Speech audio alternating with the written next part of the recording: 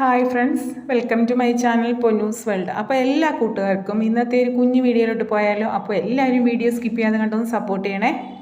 അപ്പോൾ എന്ന് വെച്ച് കഴിഞ്ഞാൽ നമ്മളുടെ വീട്ടിലെ മുട്ട പൊട്ടിച്ച് നമ്മൾ അതിനകത്ത് അത് യൂസ് ചെയ്ത് കഴിഞ്ഞാൽ തോട് പുറത്ത് കളയാറാണ് പതിവ്. നമ്മൾ ചിലരൊക്കെ സൂക്ഷിച്ച് വെക്കും, ചിലരത് കളയാറാണ് പതിവ്.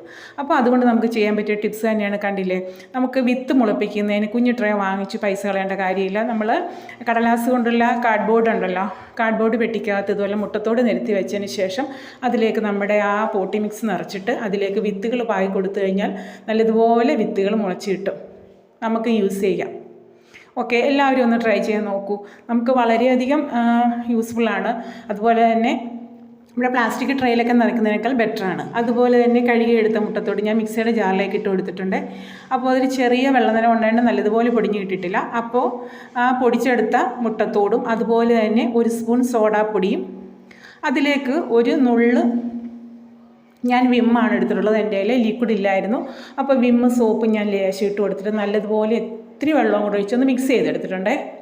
അപ്പോൾ അതിലേക്ക് നമ്മൾ സ്ക്രബ്ബർ ഉപയോഗിച്ചിട്ട് നമുക്ക് ഏത് അഴുക്ക് പിടിച്ച പാത്രവും ഇത് ഞാൻ വിമ്മാണ് എടുത്തിട്ടുള്ളത്. ലിക്വിഡ് ഉള്ളവർക്ക് അതാണ് യൂസ് ചെയ്യാൻ ഏറ്റവും നല്ലത്. ഇത് അഴുക്ക് പിടിച്ച ചായക്കറയൊക്കെ പിടിച്ചൊരു പാത്രമായിരുന്നു. ഞാനത് കഴുകി നല്ലതുപോലെ വൃത്തിയാക്കി എടുത്തിട്ടുണ്ട്. നല്ല ഭംഗി നമുക്ക് കഴുകി ആ ചായക്കറയൊക്കെ പോയി കിട്ടും. ഞാൻ വെളിയിൽ കൊണ്ടുവച്ചിട്ടാണ്, അത്രയ്ക്ക് അഴുക്കായിരുന്നു ആ പാത്രം. അപ്പം നല്ലതുപോലെ കഴുകി വൃത്തി. അതുപോലെ നമ്മളുടെ അഴുക്കായ പായലൊക്കെ പിടിച്ച പൈപ്പിൻ്റെ ആ സൈഡൊക്കെ നല്ലതുപോലെ ക്ലീൻ ചെയ്തെടുക്കാം. പുറത്തേക്കുള്ള പൈപ്പൊക്കെ ക്ലീൻ ചെയ്തെടുക്കാം. പ്ലാസ്റ്റിക് പൈപ്പാണെങ്കിൽ പെട്ടെന്ന് വെളുത്ത് കിട്ടും.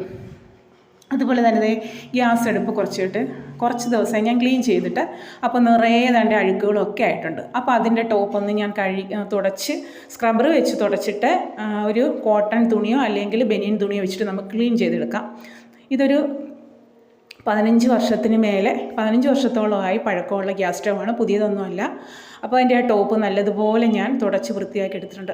അപ്പോൾ എല്ലാം ക്ലീൻ ചെയ്തെടുത്ത ശേഷം നമുക്ക് നല്ല തീയും നല്ല ചൂടിൽ ഗ്യാസ് നമുക്ക് കത്തിക്കുകയും ചെയ്യാം. അതിൻ്റെ അകമൊക്കെ ഞാൻ മൊത്തത്തിൽ ക്ലീൻ ചെയ്ത് കഴുകി വൃത്തിയാക്കി എടുത്തിട്ടുണ്ട്. അപ്പോൾ ഇതിട്ട് തിളപ്പിച്ച വെള്ളത്തിൽ നമുക്ക് ആ ബർണർ കൂടി ഇട്ട് കഴിഞ്ഞാൽ നല്ലതുപോലെ ക്ലീൻ ചെയ്തെടുക്കാം കേട്ടോ.